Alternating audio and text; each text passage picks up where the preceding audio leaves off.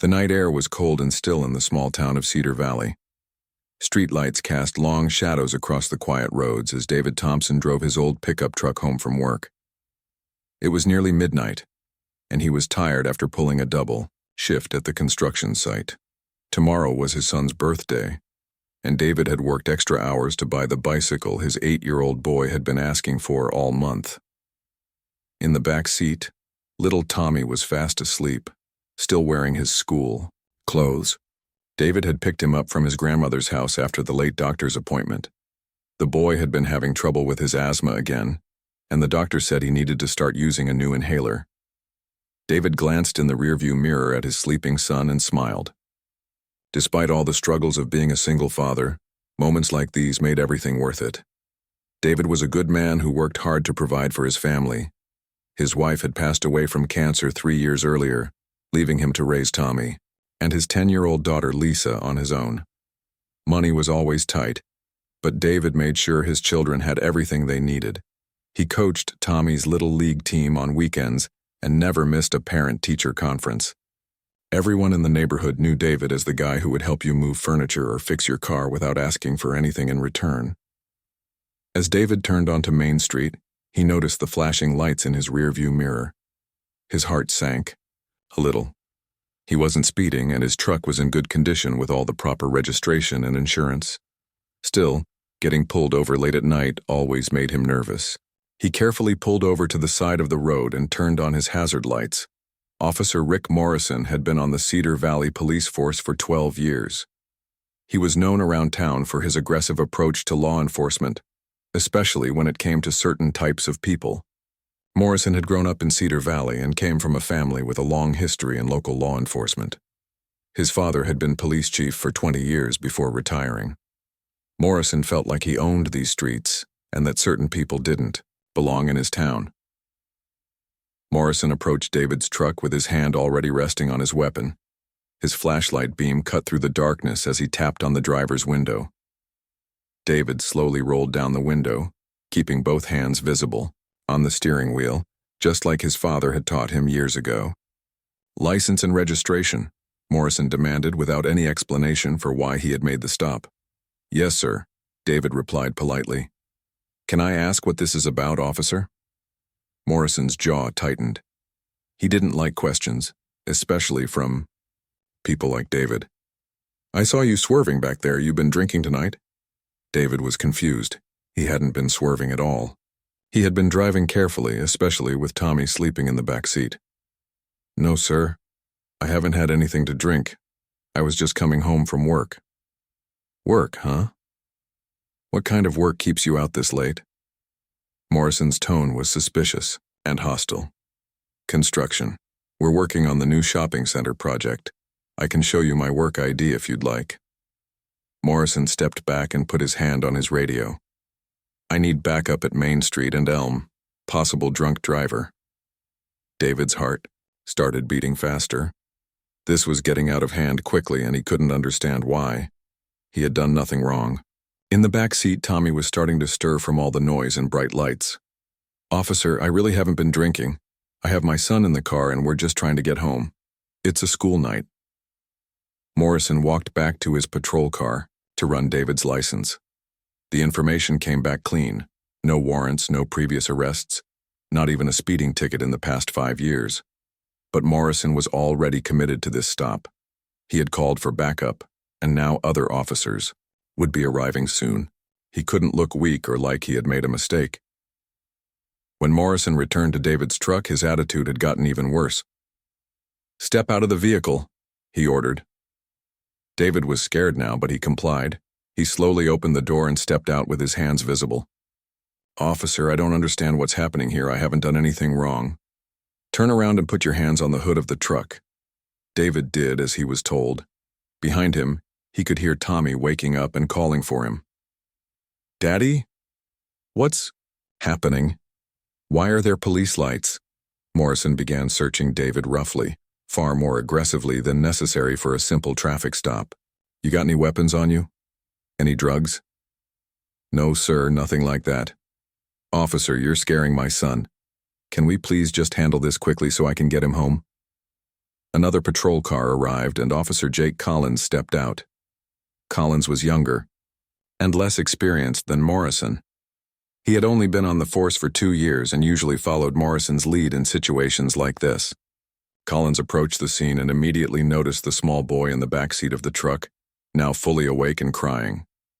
"Morrison, what's the situation here?" Collins asked. "Drunk driver. He's acting suspicious and won't cooperate." Collins looked confused. David was clearly cooperating and didn't appear to be intoxicated, but he trusted Morrison's experience and judgment. David finished the field sobriety test perfectly. His speech was clear, his coordination was fine, and he showed no signs of impairment. Morrison was running out of reasons to continue the stop, but his pride wouldn't let him admit he had made a mistake. "I want to search the vehicle," Morrison announced. "Do you have a warrant?" David asked politely. He knew his rights, even though he was scared. Morrison's face flushed red. "I don't need a warrant if I have probable cause, and your suspicious behavior is giving me probable cause." David stepped back, keeping his hands visible. "Officer, I've cooperated with everything you've asked. I passed your tests, I just want to take my son home. He's scared and it's past his bedtime." In the back seat, Tommy was crying harder now. The flashing lights and loud voices had frightened him badly. He unbuckled his seatbelt and pressed his face against the window, trying to see his father. Morrison noticed the boy's movement and his hand went to his weapon. "The kid's moving around back there. Tell him to sit still and keep his hands where I can see them." "He's just scared," David said, his voice cracking with emotion. "He's 8 years old. Tommy, stay in your seat, okay, buddy? Daddy will be right there." But Tommy was too frightened to listen. He opened the car door and started to climb out, reaching for his father. In his small hand, he clutched his new asthma inhaler that the doctor had given him earlier that day. Morrison saw the movement and the object in the boy's hand. His training kicked in, but it was training colored by years of prejudice and fear. In a split second, he made the worst decision of his life. "Gun! He's got a gun!" Morrison shouted, even though what Tommy held was clearly a medical inhaler. David spun around and saw his son climbing out of the truck. "No, that's just his inhaler. Tommy, get back in the truck." Morrison drew his weapon.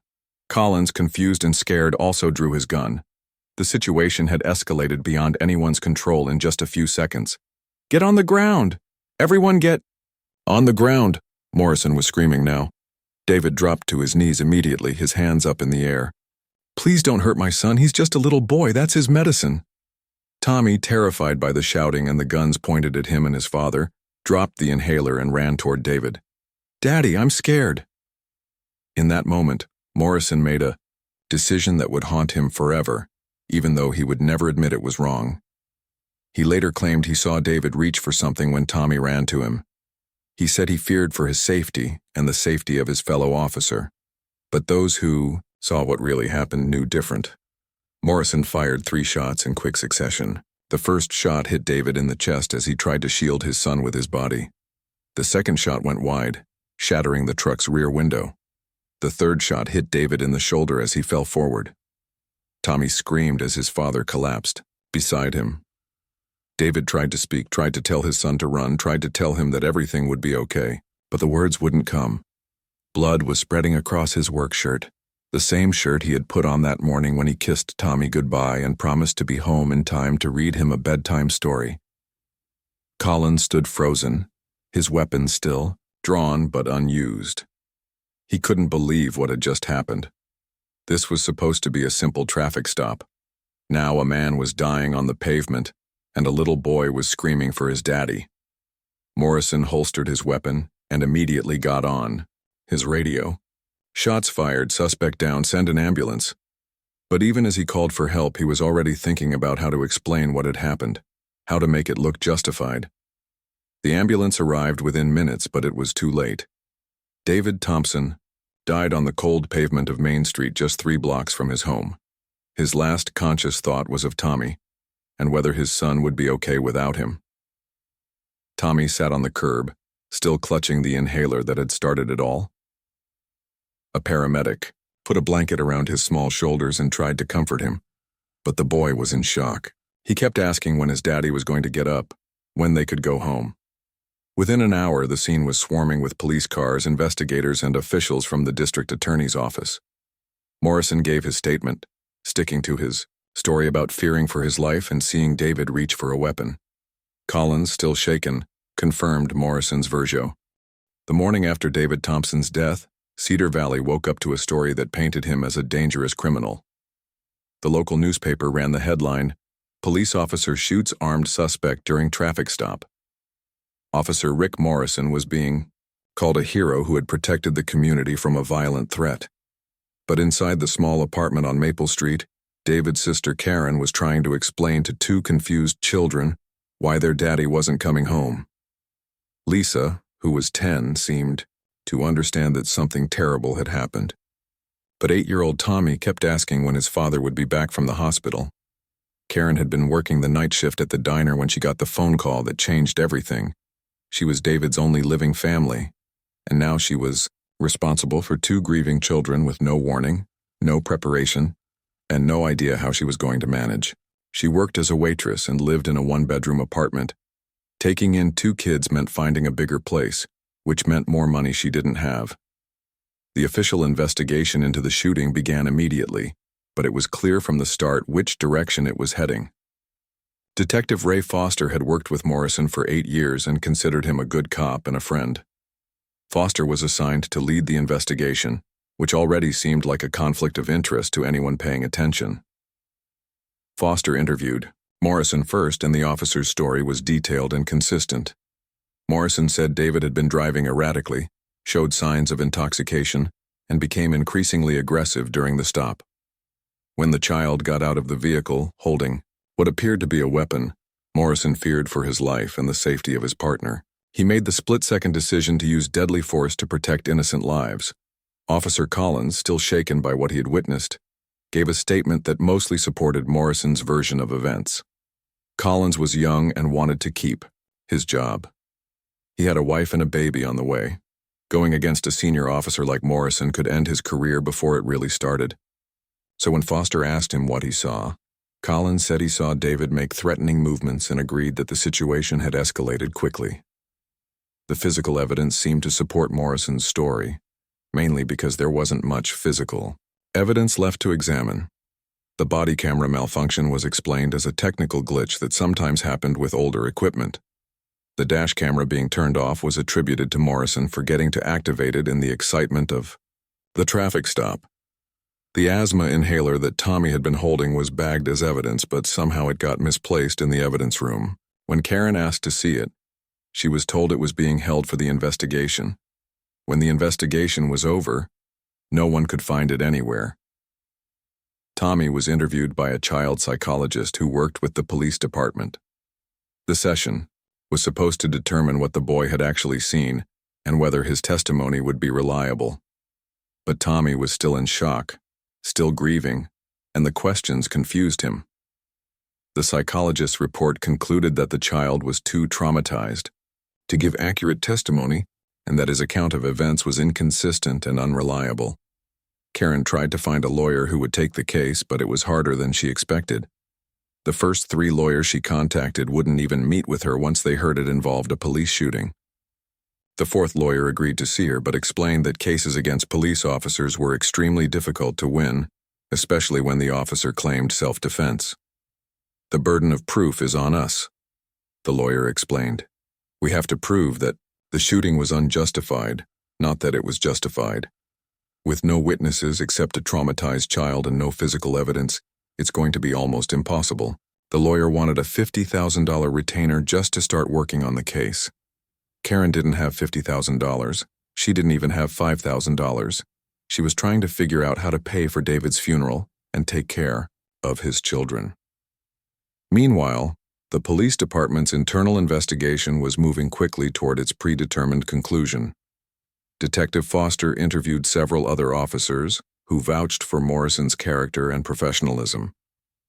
They described him as a dedicated officer who always followed proper procedures and had never used excessive force. What Foster didn't investigate were the complaints that had been filed against Morrison over the years. 3 different citizens had reported that Morrison had used racial slurs during traffic stops. 2 others had complained about unnecessary roughness during arrests. All of these complaints had been dismissed or resulted in minor disciplinary action that never went on Morrison's permanent record. Foster also didn't interview any of David's co-workers or neighbors, who could have testified about his character and his devotion to his children. He didn't check with David's employer to verify that he had indeed been working late that night. He didn't speak with the doctor who had treated Tommy earlier that day and prescribed the inhaler. The district attorney, Michael Reynolds, had been in office for 15 years and was known for his close relationship with the police department. Reynolds and Morrison's father had been friends since high school, and Reynolds had attended Morrison's wedding 3 years earlier. When Foster brought him the case file, Reynolds spent less than an hour reviewing it before announcing his decision. "Based on the evidence presented," Reynolds told the media, "I have determined that Officer Morrison acted appropriately and within the bounds of his training when he used deadly force to protect himself and his fellow officer. No charges will be filed in this matter." The announcement came just 6 weeks after David's death. Karen was devastated but not entirely surprised. She had seen how these things usually went. Police officers almost never faced criminal charges for shooting civilians, even when the circumstances seemed questionable. The community's reaction was mixed. Some people accepted the official story and believed Morrison had done his job. Others had their doubts, especially those who knew David personally. But Cedar Valley was a small conservative town where most people trusted law enforcement and didn't want to believe that their police officers would do anything wrong. A small group of David's friends and neighbors organized a protest outside the courthouse demanding justice for David and his children. About 30 people showed up, holding signs and calling for an independent investigation. The protest was peaceful, but the police response was heavy-handed. Morrison himself was among the officers assigned to monitor the protesters, standing just a few feet away from Karen and the children who were mourning the man he had killed. The kill. Protesters were photographed and their license plates were recorded. Several of them reported being pulled over for minor traffic violations in the weeks that followed. One protester, David's former co-worker Tony Martinez, was arrested on an outstanding warrant that had been forgotten for years, but suddenly became a priority. The harassment wasn't limited to the protesters. Karen found herself getting pulled over frequently, always for minor infractions like a broken taillight or failing to use her turn signal early enough. The children were questioned at school about their family situation by officials who claimed to be concerned about their welfare. The financial pressure on Karen was overwhelming. David's life insurance policy had a clause that reduced the payout if the death occurred during the commission of a crime. The insurance company used the police report to argue that David had been engaged in threatening behavior toward law enforcement, which qualified as criminal activity. Instead of the $50,000 policy that should have helped support his children, Karen received just $10,000. She had to take a second job cleaning offices at night to make ends meet. Lisa, now 11, had to help take care of Tommy while Karen was working. The boy was struggling in school, having nightmares and acting out in ways that worried his teachers. He needed counseling, but Karen couldn't afford it, and the free services had long waiting lists. Tommy's grades dropped dramatically. He went from being an A student to barely passing his classes. He got into fights with other children and had trouble concentrating. His teacher, Mrs. Peterson, tried to help, but she had 30 other students and limited resources. The worst part for Tommy was that he still remembered exactly what had happened that night. He knew his father hadn't done anything wrong. He knew the inhaler wasn't a weapon. He knew Officer Morrison had lied about what happened. But every adult who was supposed to help him had either ignored his story or explained that he was too young to understand what he had really seen. As the months passed, the case faded from public attention. Other news stories took over the front page of the local newspaper. People stopped talking about David Thompson and started focusing on their own problems. The official story became the accepted story, and anyone who questioned it was seen as a troublemaker. Morrison not only kept his job, but he was actually promoted within 2 years.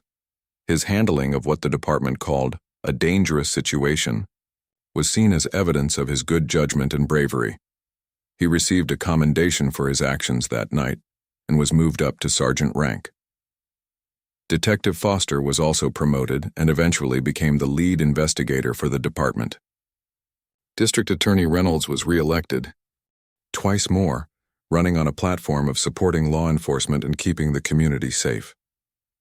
Karen, even 15 years had passed since that terrible night on Main Street, and Tommy Thompson was no longer the scared 8-year-old who had watched his father die.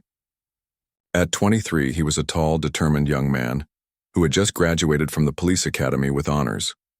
The irony wasn't lost on him. The boy who had lost his father to police violence was now wearing a badge himself. The path to this moment had been long and difficult. After the legal system failed his family, Tommy had channeled his anger and grief into something productive. He became obsessed with understanding how law enforcement was supposed to work versus how it actually worked. He read every book about criminal justice he could find, studied famous cases, and learned about police procedures and constitutional rights. In high school, Tommy was the kid who asked tough questions in civics class and wrote research papers about police accountability. His teachers were impressed by his dedication, but some of them worried about his intensity. He seemed to carry the weight of the world on his shoulders. His Aunt Karen had done her best to provide for Tommy and his sister Lisa, but money was always tight. Tommy worked part-time jobs throughout high school, bagging groceries, washing dishes, doing yard work, anything to help with the family expenses. Despite the financial struggles and emotional trauma, he maintained excellent grades and stayed out of trouble. Lisa had chosen a different path. She became a nurse and moved to another state as soon as she could, wanting to put the past behind her. She loved her brother, but being around him was a constant reminder of that awful night and everything they had lost. She visited for holidays and birthdays, but she had built a new life far away from Cedar Valley and all its painful memories. Tommy understood his sister's choice, but he couldn't make the same one. He felt a responsibility to their father's memory that he couldn't shake. Every time he drove past the spot where David had died, every time he saw Officer Morrison around town, every time he heard someone talk about how safe Cedar Valley was. Thanks to its fine police department, Tommy felt that familiar fire burning in his chest. When Tommy announced his plan to become a police officer, Karen was worried. She had seen what the system could do to good people who tried to challenge it from the inside. But she also knew that Tommy had been moving toward this goal for years, and nothing she said would change his mind. "I have to do this," Tommy explained to her one evening. "Dad died because of a bad cop who faced no consequences. Maybe I can't change what happened to him, but I can try to prevent it from happening to other families." The police academy training was intense, both physically and mentally. Tommy excelled in every area: firearms training, defensive tactics, constitutional law, crisis intervention, and community policing. His instructors noted that he seemed to have an unusual understanding of police procedures and citizen rights for someone so young. What they didn't know was that Tommy had been studying these subjects for over a decade. He knew more about police misconduct cases than most veteran officers. He had memorized Supreme Court decisions about use of force and had studied every major police shooting case from the past 20 years. During his academy training, Tommy met Detective Angela Rodriguez, an instructor who specialized in internal affairs investigations. Rodriguez had joined the police force 15 years earlier, with similar idealistic goals, wanting to make a difference in her community. She had worked her way up through the ranks and eventually became one of the few officers willing to investigate misconduct by fellow officers. Rodriguez noticed something different about Tommy during her lectures on police accountability. While other cadets seemed bored or skeptical when she talked about investigating bad cops, Tommy hung on every word. After class, he would ask detailed questions about how internal investigations worked and what could be done when the system failed to hold officers accountable. "Why are you so interested in this stuff?" Rodriguez asked him one day after a particularly intense discussion about use of force policies. Tommy hesitated before answering. He had never told anyone at the academy about his personal connection to these issues. "I think it's important for good cops to hold bad cops accountable. Otherwise, the whole system loses credibility." Rodriguez studied his face and sensed there was more to the story. but she didn't push. She did, however, keep an eye on Tommy throughout his training and was impressed by his dedication and integrity. After graduation, Tommy was assigned to the Idaho Riverside County Sheriff's Department, which served the communities surrounding Cedar Valley. He deliberately chose not to apply to his hometown police force, knowing that working alongside Morrison would be impossible, at least for now. His training, Officer Sergeant Jim Walsh was a 20-year veteran who had seen plenty of rookies come and go.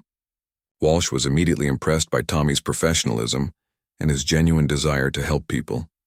Unlike some young officers who seemed more interested in the excitement and authority that came with the badge, Tommy approached every situation with patience and respect. Tommy's first few years on the force were spent learning the job and building a reputation as a reliable, honest officer. He worked patrol shifts in neighborhoods similar to the one where he had grown up, dealing with domestic violence calls, traffic accidents, petty theft, and all the routine problems that make up most police work. But even while handling everyday police duties, Tommy was always thinking about the bigger picture. He kept detailed notes about every case, every interaction with citizens, and every example of good or bad policing he witnessed. He was building a database of information that might someday be useful. Tommy also continued his education, taking college courses at night and on weekends. He studied criminal justice, psychology, and public administration, eventually earning a bachelor's degree. His professors were impressed by his research papers, which often focused on police reform and accountability measures.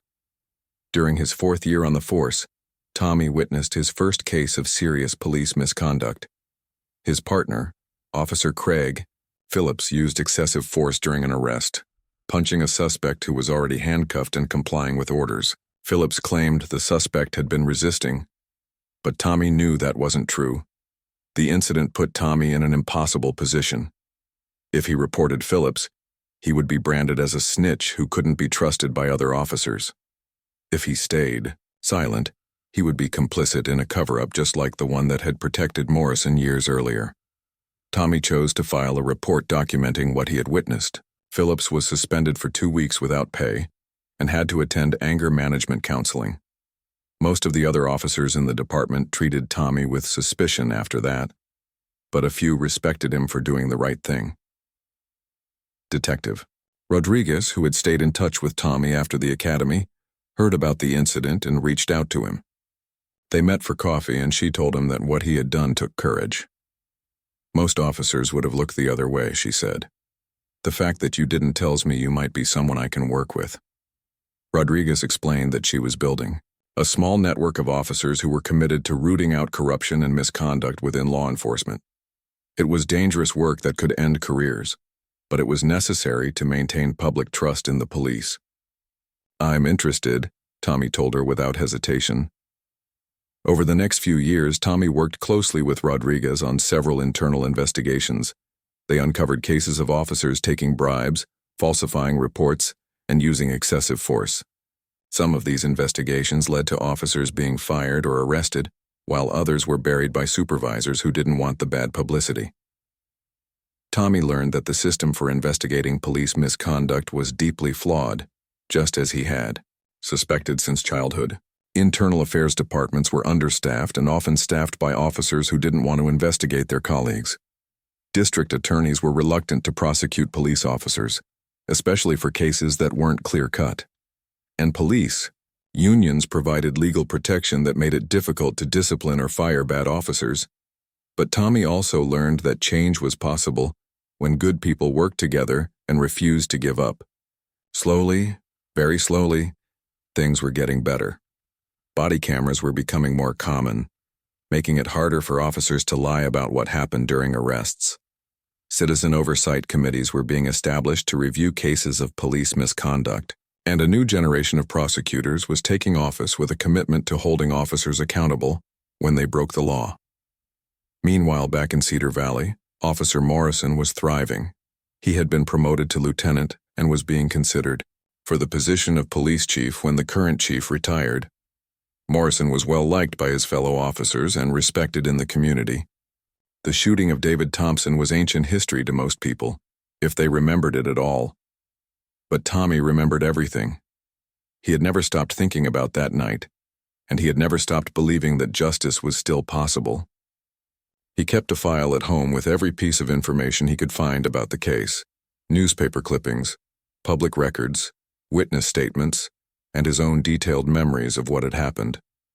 As Tommy gained experience, the opportunity Tommy had been waiting for came in the form of a political upset that nobody saw coming. District Attorney Michael Reynolds, who had protected Morrison and dismissed David Thompson's case 23 years earlier, was defeated in the election by a young prosecutor named Catherine Walsh. Walsh had run on a platform of police accountability and criminal justice reform, promising to review questionable cases from the past and hold law enforcement officers to the same standards as everyone else. Walsh was only 35 years old, but she had already made a name for herself prosecuting corruption cases and fighting for victims' rights. She was the daughter of a police officer and understood both sides of law enforcement issues. Unlike Reynolds, who had been comfortable with the old boys network, Walsh was determined to change how the district attorney's office operated. Tommy had followed Walsh's campaign closely and had even volunteered for her election efforts during his off-duty hours. He was impressed by her commitment to justice and her willingness to take on difficult cases that other prosecutors might avoid. After she won the election, Tommy knew he had found the ally he needed to finally seek justice for his father. But Tommy also knew he had to be careful about how he approached this. He couldn't just walk into the new district attorney's office and demand that she reopen a 23-year-old case based on his personal feelings. He needed evidence, documentation, and a compelling legal argument that would convince Walsh that justice had been denied. Over the next 6 months, Tommy worked methodically to build a comprehensive case file. He had been collecting information for years, but now he organized it professionally, creating a detailed timeline of events and a summary of all the evidence that had been ignored or overlooked during the original investigation. The centerpiece of Tommy's case was the testimony from retired Officer Collins, who was now willing to go on record about what he had really witnessed that night.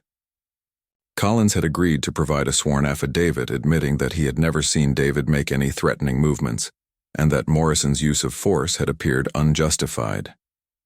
Tommy had also documented a pattern of misconduct by Morrison that stretched back over 2 decades. He had statements from 5 different officers who had witnessed Morrison use excessive force, plant evidence, or lie in police reports. He had records of citizen complaints that had been dismissed or covered up by Morrison's supervisors, and he had evidence of the department's pattern of protecting Morrison despite numerous red flags about his behavior. Perhaps most importantly, Tommy had obtained the original crime scene photos and physical evidence through public records requests. Modern forensic analysis of these materials revealed inconsistencies in Morrison's testimony that hadn't been noticed or investigated 23 years earlier. The photos showed that David's body was positioned in a way that contradicted Morrison's claim that David had been reaching for a weapon. The bullet trajectories indicated that David had been trying to shield himself and his son when he was shot, not attacking the officers. And the missing asthma inhaler that Tommy had been holding had finally been located in a mislabeled evidence box, clearly showing that it could never have been mistaken for a weapon by a trained police officer. Tommy also discovered that the body camera malfunction that night hadn't been as random as Morrison claimed. Records from the camera manufacturer showed that the model Morrison was wearing had an override function that allowed officers to manually disable recording. This feature was supposed to be used only in extreme emergencies, but there was no record of Morrison reporting any emergency that would have justified turning off his camera. Working with Detective Rodriguez, who had been promoted to lieutenant in the Internal Affairs Division, Tommy was able to access additional evidence that had been buried in department files for years. They found records of Morrison's psychological evaluations that showed concerning patterns of aggressive behavior and racial bias. They also discovered that Morrison had been involved in 3 other questionable shootings over his career, all involving minority suspects, all ruled justified by the same flawed investigation process. The most damaging piece of new evidence came from an unexpected source. Dr. Patricia Kim, the doctor who had treated Tommy for his asthma on the day of the shooting, had kept detailed medical records that proved Tommy had been prescribed a new inhaler that day. She had also taken photographs of the inhaler to document Tommy's medical condition for insurance purposes. These photos clearly showed the inhaler was a standard medical device that looked nothing like a weapon, even in dim lighting. Dr. Kim had tried to come forward with this evidence during the original investigation, but Detective Foster had never contacted her despite being given her name by Tommy's Aunt Karen.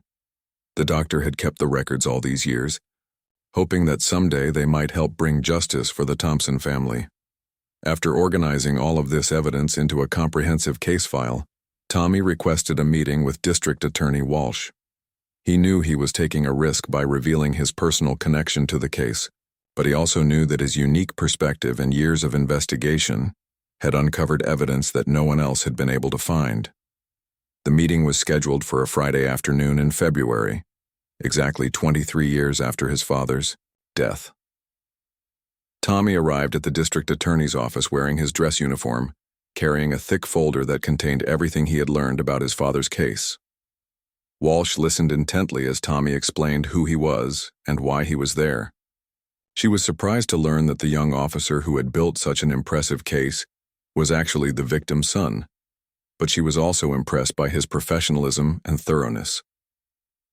"This is extraordinary work," Walsh told Tommy after reviewing the evidence file. "I've seen experienced detectives with decades on the force who couldn't put together an investigation this comprehensive." Walsh was particularly interested in the pattern of misconduct that Tommy had documented. She had been looking for ways to address systemic problems in local law enforcement, and Morrison's case appeared to be exactly the kind of corruption that her office needed to investigate. "I want to reopen this case," Walsh announced after spending 2 hours reviewing the evidence. "But I need you to understand that this won't be easy. Morrison has powerful friends throughout the system, and challenging a police shooting from 23 years ago is going to create a lot of controversy." Tommy told Walsh he was prepared for whatever challenges lay ahead. He had been waiting for this opportunity his entire adult life, and he was ready to see it through to the end. Walsh assigned the case to her most experienced prosecutor, Assistant District Attorney Robert Chen, who specialized in police misconduct cases. Chen was impressed by the quality of Tommy's investigation, but warned that proving criminal charges against Morrison after so many years would be extremely difficult. "The statute of limitations has expired for most charges," Chen explained, "but there's no statute of limitations on murder, and if we can prove that Morrison committed murder under the color of authority, we can still prosecute him." The key to the case would be proving that Morrison had acted with malicious intent rather than making a tragic mistake in a high-stress situation. This required showing that Morrison had lied about the circumstances of the shooting and that he had known David posed no real threat when he opened fire. Chen began working with Tommy and Lieutenant Rodriguez to build a criminal case that could stand up in court. They re-interviewed all the available witnesses, conducted new forensic analysis of the physical evidence, and documented the cover-up that had protected Morrison for over 2 decades. The investigation also revealed new information about District Attorney Reynolds and his role in the original cover-up. Records showed that Reynolds had met privately with Morrison and his father before announcing his decision not to file charges.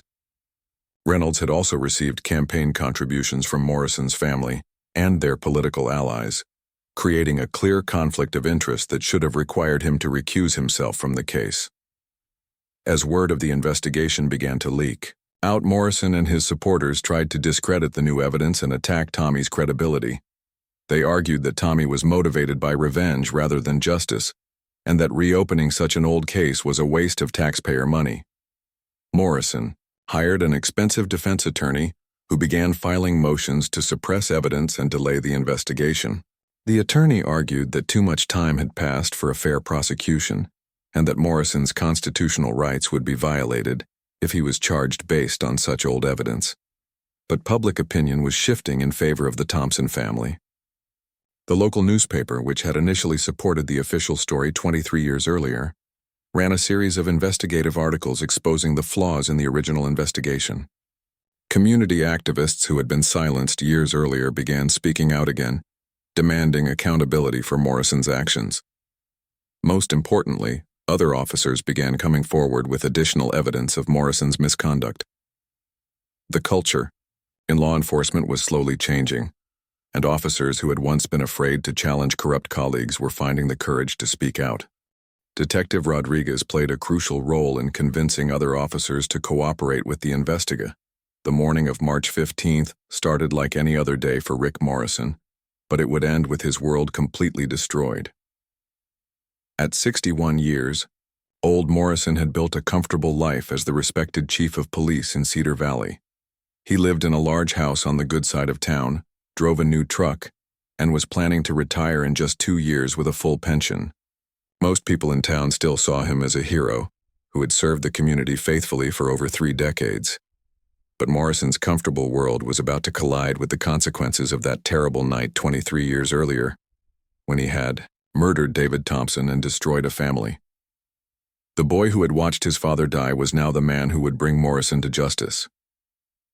Detective Tommy Thompson had spent months preparing for this moment, working closely with District Attorney Catherine Walsh and her team to build an airtight case against Morrison. The investigation had uncovered so much evidence of corruption and cover-up that Tommy sometimes couldn't believe Morrison had gotten away with it for so long. The arrest warrant had been signed by Judge Patricia Williams the day before, but Walsh had decided to wait until Sunday morning to execute it. Sunday was Morrison's day to attend church with his family, and he would be relaxed and unprepared. More importantly, Sunday was exactly 23 years to the day after David Thompson's funeral, a detail that was not lost on anyone involved in the case.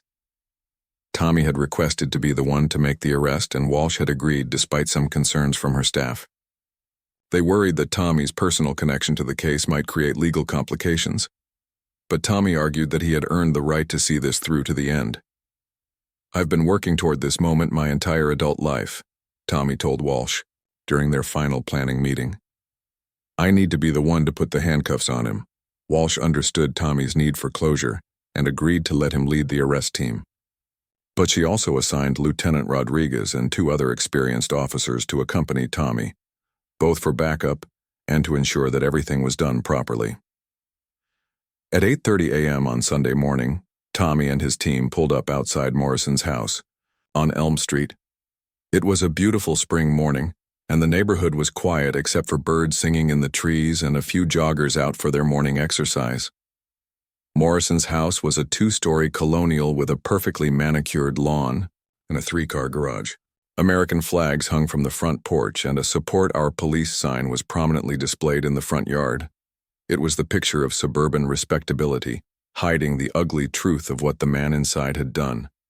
Tommy felt his heart racing as he walked up the front steps. He had imagined this moment countless times, but the reality was both more satisfying and more nerve-wracking than he had expected. This was the culmination of everything he had worked for, but it was also just the beginning of a legal process that could take years to complete. Lieutenant Rodriguez rang the doorbell while Tommy and the other officers positioned themselves around the front of the house. They could hear movement inside, and after a few moments Morrison opened the door wearing a suit and tie, clearly preparing to leave for church. Morrison's face showed confusion when he saw the officers on his doorstep. He recognized Rodriguez from the police department, but he didn't immediately recognize Tommy, who had grown up and changed dramatically since that night 23 years ago. "Rodriguez, what's going on here?" Morrison asked, his voice showing the first hints of concern. "Rick Morrison, you're under arrest for the murder of David Thompson," Rodriguez announced, reading from the warrant. Morrison's face went white, and he stepped backward into his house. For a moment, Tommy thought Morrison might try to run or resist, but the older man seemed to be in shock. "This is ridiculous," Morrison said, his voice shaking. "David Thompson? That case was closed 23 years ago. I was cleared of any wrongdoing." Tommy stepped forward, and for the first time, Morrison got a good look at his face. Recognition dawned slowly, and Morrison's expression changed from confusion to fear. "You," Morrison whispered, pointing at Tommy. "You're the kid. You're Thompson's boy." "My name is Detective Tommy Thompson," Tommy said, his voice steady and professional. "And you're under arrest for murdering my father." Morrison started to protest, but Tommy cut him off by beginning to read him his rights. "You have the right to remain silent. Anything you say can and will be used against you in a court of law.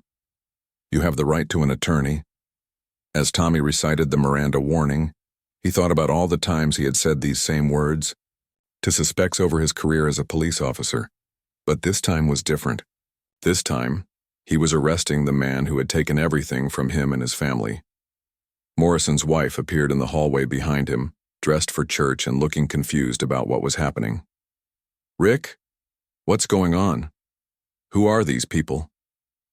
"Call our lawyer," Morrison told his wife as Rodriguez moved to handcuff him.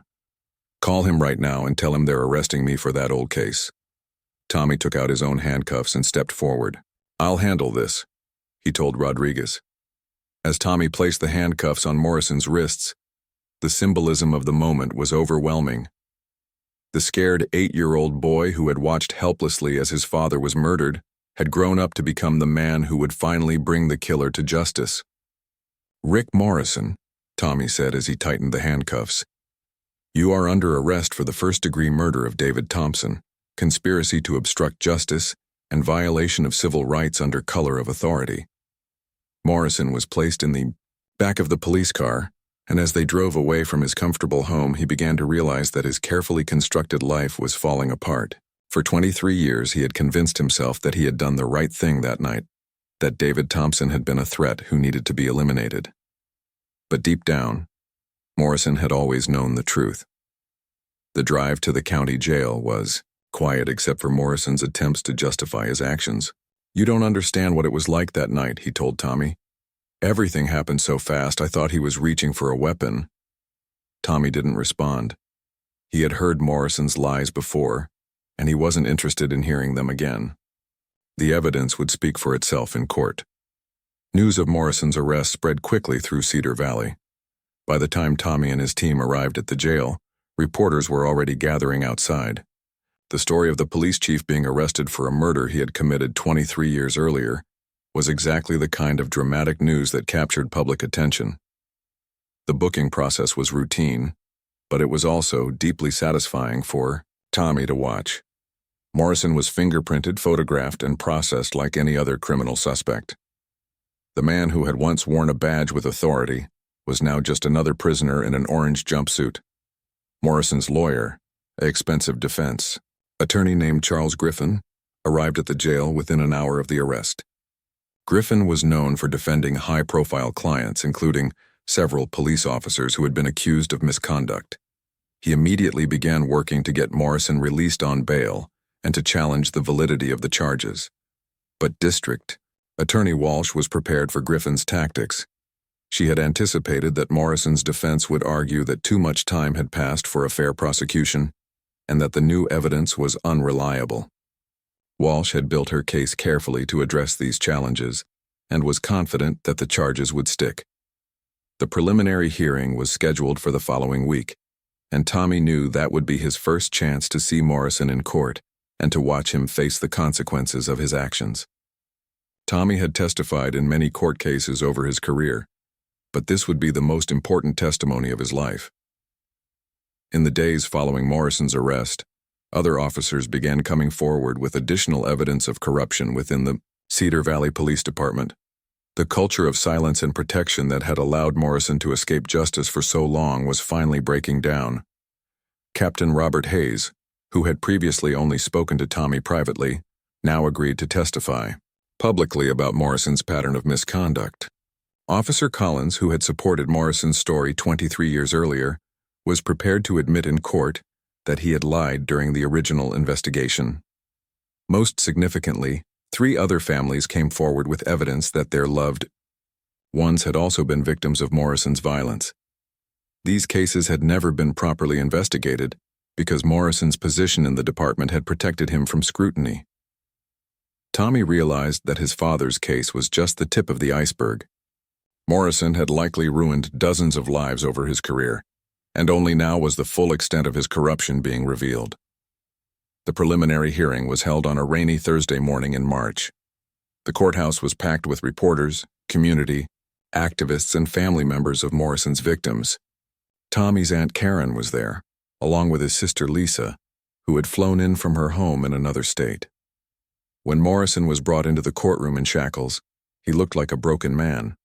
The confident police chief who had terrorized the community for decades was gone, replaced by a frightened old man who knew his time was running out. Judge Williams reviewed the evidence and